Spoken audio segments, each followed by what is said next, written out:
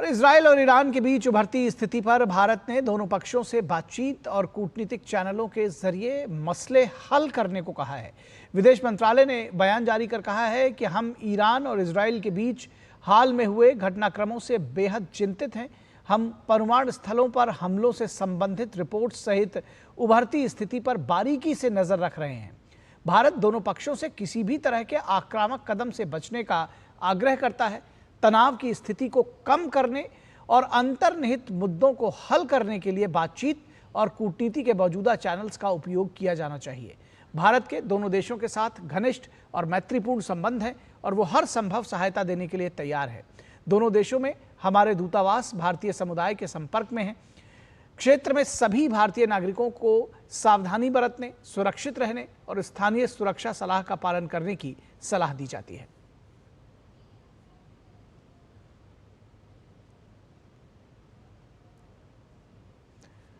तो विदेश मंत्रालय ने जो बयान जारी किया है उसमें साफ तौर पर कहा है कि भारत इस पूरे घटनाक्रम पर नज़र रखे हुए है। भारतीय जो नागरिक हैं दोनों देशों में, उनके लिए एडवाइजरी जारी की गई है और भारत ने सीधे तौर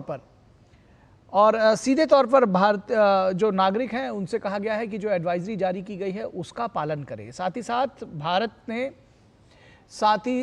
हमारे साथ इस पूरी खबर पर बातचीत करने के लिए हमारे संवाददाता CS जोशी जुड़े हुए हैं। चंद्रशेखर जोशी, चंद्रशेखर, किस तरह से इस पूरे घटनाक्रम को देख रहे हैं? भारत का जो स्टैंड है उसको कैसे देखते हैं?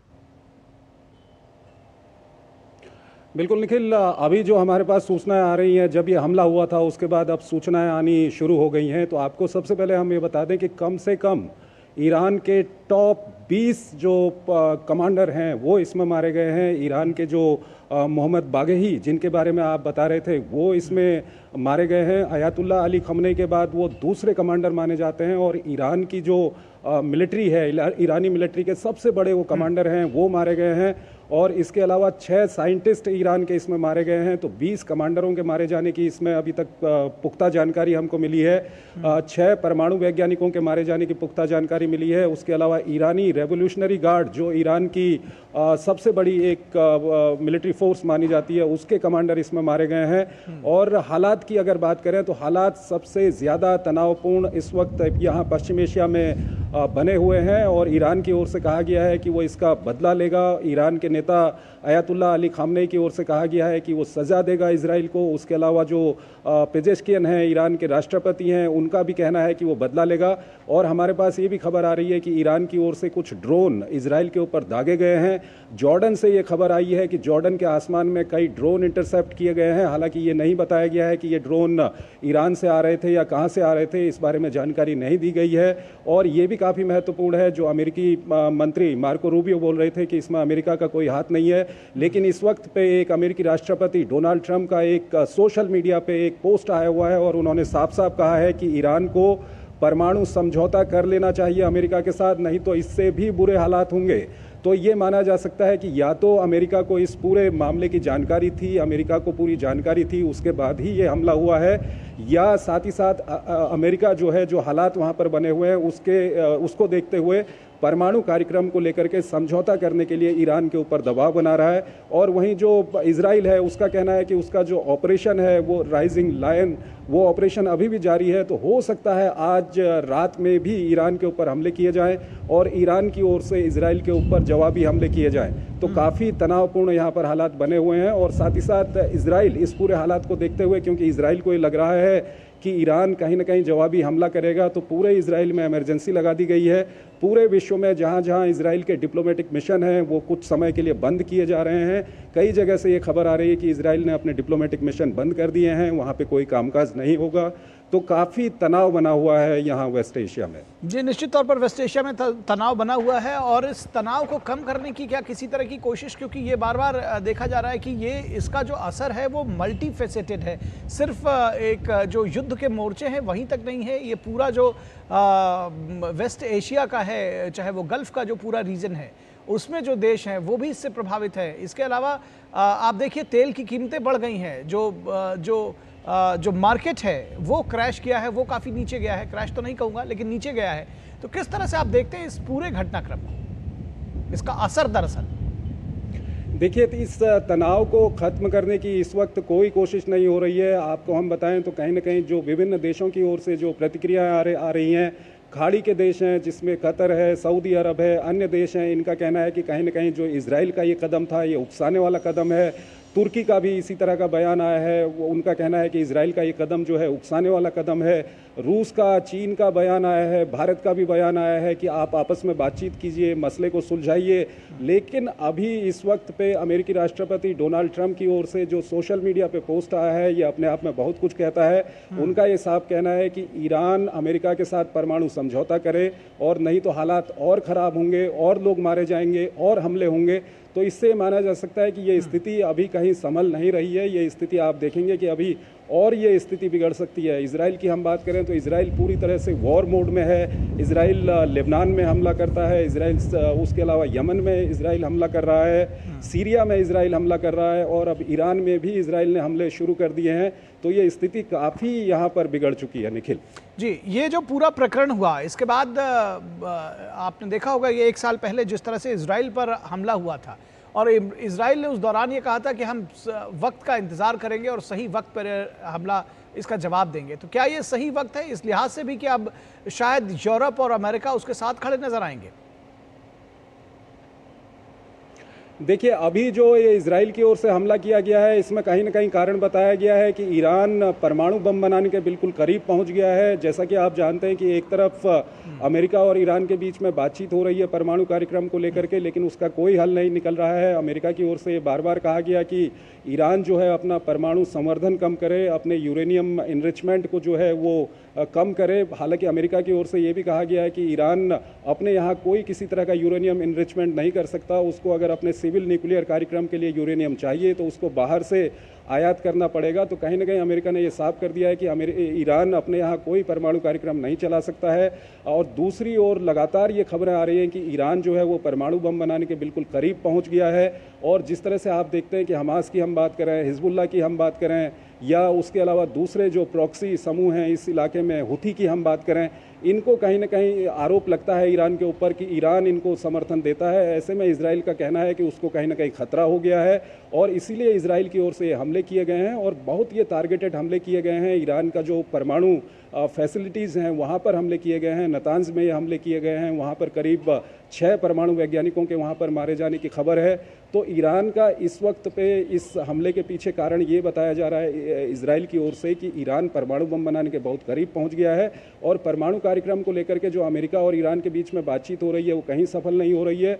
और प्रेसिडेंट ट्रंप की ओर से जो सोशल मीडिया में पोस्ट आया है उसमें कहा गया है कि ईरान परमाणु समझौता करे, नहीं तो और हमले वहाँ पर किए जाएंगे। तो इससे माना जा सकता है कि ये कहीं ना कहीं ईरान को परमाणु कार्यक्रम में आगे बढ़ने से रोकना है, और इजराइल को कहीं ना कहीं लगता है कि इस इलाके में अगर ईरान परमाणु ताकत बन जाता है, परमाणु बम बना लेता है, तो सबसे बड़ा खतरा इजराइल के लिए है। इसीलिए ये हमले किए गए हैं। और इजराइल की ओर से ये भी कहा गया है कि ये जो ऑपरेशन है, ये जो हमला किया गया है, ये हमले अभी रुकने वाले नहीं हैं। तो हम देखेंगे कि हो सकता है ये हमले आगे भी इस तरह के हमले किए जाएं। और दूसरी ओर ईरान की ओर से कहा गया है कि वो पूरा बदला लेगा। ईरान के जो सुप्रीम कमांडर हैं आयतुल्लाह अल खामेनेई, उनका कहना है कि सज़ा दी जाएगी इजराइल को। ईरान के राष्ट्रपति का कहना है कि ईरान बदला लेगा, और ईरान को ये बहुत बड़ा झटका लगा है। ईरान के टॉप 20 जो मिलिट्री कमांडर हैं वो मारे गए हैं, 6 न्यूक्लियर साइंटिस्ट मारे गए हैं। तो इससे ये लगभग ये इस तरह का दिख रहा है कि ये हालात यहाँ पर सुधरने वाले इस वक्त पर नहीं हैं, ये और बिगड़ने वाले हैं। जी, एक बात और भी है, ओमान में मस्कट में जो अगले राउंड की बैठक थी अमेरिका और ईरान के बीच में, क्या उसको समझा जाए कि वो खटाई में पड़ी हुई है या उसका क्या होगा, ये एक बात है। दूसरी बात ये भी समझना चाहेंगे कि क्या जो बेंजामिन नेतन्याहू का ये बयान था कि हम इतिहास के एक ऐसे महत्वपूर्ण पड़ाव पर खड़े हुए हैं जहां हमारे अस्तित्व को बचाना है, तो क्या एक तरह से इसको ये भी समझा जाए कि दोनों ही मुल्क कहीं ना कहीं जिसको कहते हैं कि आखिरी वार के लिए तैयार है? देखिए, जो आपका पहला सवाल था, जो अमेरिका और ईरान के बीच में परमाणु डील के लिए बातचीत हो रही थी, वो कई जगह पे ये बातचीत हुई है। वो बातचीत अभी तक सफल नहीं हुई है। हालांकि इसी रविवार को अमेरिका और ईरान के बीच में परमाणु कार्यक्रम को लेकर के बातचीत होनी है। अभी तक ऐसी कोई जानकारी हमारे पास नहीं है कि ये बातचीत होगी या नहीं होगी। अभी तक ये बातचीत होनी है और रविवार को ये बातचीत होगी। इसमें एक नया डेवलपमेंट ये हुआ था कि अभी 2-3 दिन पहले ईरान की ओर से कहा गया था कि जो अमेरिका का प्रपोजल है न्यूक्लियर डील को लेकर के, वो ईरान को एक्सेप्ट नहीं है और इस बातचीत में ईरान अपना खुद का प्रपोजल रखेगा। तो हो सकता है रविवार को ये बातचीत हो। और जहां तक इजराइल के रुख की आप बात कर रहे हैं, बेंयामिन नेतन्याहू के रुख की बात कर रहे हैं, तो बेंयामिन नेतन्याहू का इस वक्त पे रुख जो है वो काफ़ी कड़ा है। और वो जिस तरह की परेशानियां इजराइल को लगती हैं वहाँ पर, चाहे वो हमास की ओर से हो या उसके अलावा हिजबुल्लाह की ओर से हो, हुथी की ओर से हो, या ईरान को मेन इसके लिए इजराइल जिम्मेदार मानता है, ईरान के ऊपर आरोप लगाता है कि वो हुथी को, हमास को, हिजबुल्लाह को समर्थन करता है। तो बेंयामिन नेतन्याहू कहीं ना कहीं पूरी तरह से इस वक्त पे वॉर मोड पे है। और देश के अंदर भी देखा जाए तो बेंयामिन नेतन्याहू को बहुत ज़्यादा समर्थन है। तो ऐसे में हो सकता है कि बेंयामिन नेतन्याहू इस जो ऑपरेशन है इसको और आगे बढ़ाएं। और दूसरा इसमें एक महत्वपूर्ण फैक्टर है अमेरिका में राष्ट्रपति डोनाल्ड ट्रंप का होना। जिस तरह के बयान राष्ट्रपति डोनाल्ड ट्रंप की ओर से आ रहे हैं और अभी उन्होंने जो सोशल मीडिया पर पोस्ट किया है, उनका कहना है कि ईरान अगर परमाणु डील नहीं करता है तो और किलिंग्स वहाँ पे होंगी और लोग वहाँ पर मारे जाएंगे और जो अभी तक हुआ है इससे भी खतरनाक होगा। तो इससे ये माना जा सकता है कि कहीं ना कहीं बेंयामिन नेतन्याहू पूरी तरह से अब मूड बना चुके हैं कि वो आगे बढ़ने वाले हैं। और कहीं ना कहीं इजराइल की अगर जो उनकी देश की राजनीति है उसमें भी हम देखें तो इजराइल की राजनीति में जो धुर दक्षिणपंथी गुट है जिसका समर्थन है बेंयामिन नेतन्याहू की सरकार को, अगर वो समर्थन वापस ले लेगा तो इनकी सरकार गिर सकती है वहाँ पर। और जो धुर दक्षिणपंथी गुट है वो कहीं ना कहीं पूरी तरह से चाहता है कि इजराइल इन मामलों में आगे बढ़े। तो ऐसे में तो यही लगता है कि इस वक्त पे मामला सुलझने वाला नहीं है। एक और ये खबर ये है कि IAEA की ओर से एक इमरजेंसी बैठक बुलाई गई है और कई बार IAEA की ओर से ये बयान आए हैं कि इजराइल, माफ़ कीजिएगा, ईरान जो है वो परमाणु बम बनाने के करीब है। तो ये जो बैठक होनी है ये भी इस परिप्रेक्ष्य में काफ़ी महत्वपूर्ण है। निश्चित तौर पर महत्वपूर्ण है। एक बात और महत्वपूर्ण है चंद्रशेखर की, सभी मुल्क खासतौर पर जो चाहे वो जापान हो, भारत हो, या वो सारे मुल्क जो इस गल्फ कंट्रीज से जो तेल लेते हैं, और ऐसे में ऑयल और गैस एक बड़ी चुनौती बना है और ख़ास तौर पर पूरी दुनिया के लिए, सिर्फ हमारे रीजन में नहीं। तो ऐसे में किस तरह से आप देखते हैं कि ये इसको भी मेंटेन रखना, ऑयल प्राइसेस को, क्रूड के प्राइसेस को मेंटेन रखना, ये भी अमेरिका और जो दूसरे देश हैं वहाँ गल्फ के, उनके लिए भी चुनौती है? देखिए, पश्चिम एशिया में जब जब तनाव बढ़ता है, चाहे हम खाड़ी युद्ध की बात करें या उसके बाद भी हमने तनाव देखा है, तब तब इसका सीधा जो फ़र्क है वो तेल के मूल्यों पर पड़ता है। और इस वक्त पे जो तनाव बढ़ चुका है, कहीं ना कहीं इजराइल और ईरान आमने सामने हैं, लेकिन जो आसपास के देश हैं वहाँ भी इस वक्त स्थिति इस तनाव को लेकर के थोड़ा सा स्थिर नहीं है। तो ऐसे में बिल्कुल इसका फ़र्क कच्चे तेल के उत्पाद पर, कच्चे तेल की कीमतों पर इसका फ़र्क पड़ेगा और पूरी दुनिया में इसका असर देखा जाएगा। और अगर हम पश्चिम एशिया में देखें तो जिस तरह की राजनीति यहाँ पर है, उसमें आप देखिए कि चाहे हम कतार की बात करें, सऊदी अरबिया की बात करें, UAE की बात करें, बहरीन की बात करें या दूसरे देशों की बात करें, और वो कहीं ना कहीं चाहते हैं कि ये इजराइल की ओर से जो ये कदम उठाया गया है ये कहीं ना कहीं उकसाने वाला कदम है, तो वो इजराइल के खिलाफ खड़े हैं। वहीं आप चीन को देखिए, रूस को देखिए, भारत को देखिए, ये कहते हैं कि भाई ईरान और इजराइल आपस में बातचीत करें, मामले को सुलझाएं। लेकिन अमेरिका का जिस तरह का यहाँ पर रुख आ रहा है, इससे तो अब यही लगता है कि ये मामला इतनी जल्दी सुलझने वाला नहीं है और इसका सीधा का सीधा असर कच्चे तेल की कीमतों पर पड़ेगा। निश्चित तौर पर कच्चे तेल की कीमतों पर पड़ेगा। तो ये और एक आखिरी सवाल मैं आपसे जानना चाहूँगा, जो ईरान में और इजराइल में जो भारत के नागरिक हैं उनकी सुरक्षा, थोड़ा सा चिंता सभी को है शायद भारत में जो लोग हैं, किस तरह की एडवाइजरी जारी की गई है, क्या कुछ उनके सुरक्षा के इंतज़ाम है, क्या किस तरह से देख रहे हैं?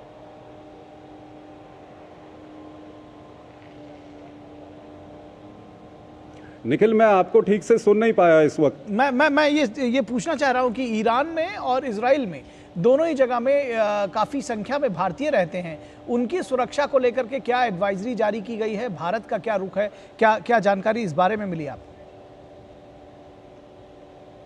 बिल्कुल, देखिए दोनों ही देशों पे भारत के डिप्लोमेटिक मिशन वहाँ पर मौजूद हैं और पूरी तरह से सक्रिय हैं। आपने देखा है कि हाल के वर्षों में चाहे हम यमन की बात करें या दूसरे देशों की बात करें, जहाँ जहाँ इस तरह से तनाव बढ़ता है तो वहाँ पर जो भारत के डिप्लोमेटिक मिशन हैं वो सक्रिय हो जाते हैं और इन इलाकों में जो भारतीय होते हैं उनके कॉन्टैक्ट नंबर और वो कहाँ पर हैं, ये डिप्लोमेटिक मिशन जो होते हैं उनको जानकारी होती है, तो ये अपने लोगों को वहाँ पर सतर्क करते हैं। और इस मामले में भी यही हो रहा है, चाहे हम ईरान की बात करें या इजराइल की बात करें, दोनों ही जगहों पर जो भारतीय हैं वो उनको सतर्क किया गया है, उनसे कहा गया है कि वो सुरक्षित रहें, सतर्क रहें। तो ये भी इस वक्त पे काफ़ी महत्वपूर्ण है निखिल। जी, निश्चित तौर पर महत्वपूर्ण है। इस पूरे घटनाक्रम पर नज़र बनाए रखिए, लगातार चीज़ें डेवलप हो रही है। हालांकि मैं एक और चलते चलते एक सवाल पूछना चाहूँगा कि ये भी खबर आ रही है कि इजराइल की तरफ से सेकेंड राउंड ऑफ अटैक भी किया गया है। क्या इस तरह की भी जानकारी कुछ मिल पाई है? देखिए, इस तरह की अभी कोई पुख्ता जानकारी हमारे पास नहीं है। हालांकि इस तरह की जानकारी थी कि अब से 3-4 घंटे पहले जॉर्डन के आसमान में कुछ ड्रोन देखे गए थे और जॉर्डन ने उसको इंटरसेप्ट किए थे। हालांकि ये नहीं बताया था कि ये ड्रोन कहाँ से आ रहे हैं, लेकिन जो इजराइल की ओर से, चाहे इजराइल का डिफेंस डिपार्टमेंट हो या इजरायली डिफेंस मिनिस्ट्री हो, उनके ओर से ये कहा गया है कि ये जो ऑपरेशन इन्होंने कल शुरू किया है, इस ऑपरेशन ये अभी ख़त्म नहीं हुआ है, ऑपरेशन आगे भी जारी रहेगा। और साथ ही साथ ईरान की ओर से, क्योंकि ईरान को बहुत बड़ा नुकसान हुआ है इसमें, ईरान के टॉप 20 मिलिट्री कमांडर मारे गए हैं। अगर आप उसको ईरान के परिप्रेक्ष्य में देखें तो पूरे ईरान में, तेहरान में जगह जगह पे प्रदर्शन हो रहे हैं इजराइल के खिलाफ पे। और जो इसमें एक कमांडर मारे गए हैं वो तो इतने टॉप लेवल के कमांडर हैं कि जो खामनेई हैं, जो सुप्रीम लीडर हैं, उसके बाद उनका नंबर आता है। 6 न्यूक्लियर साइंटिस्ट इसमें मारे गए हैं। तो ईरान को भी बहुत बड़ा झटका लगा है। ऐसे में ईरान भी कहता है कि वो इसका जवाबी हमला करेगा।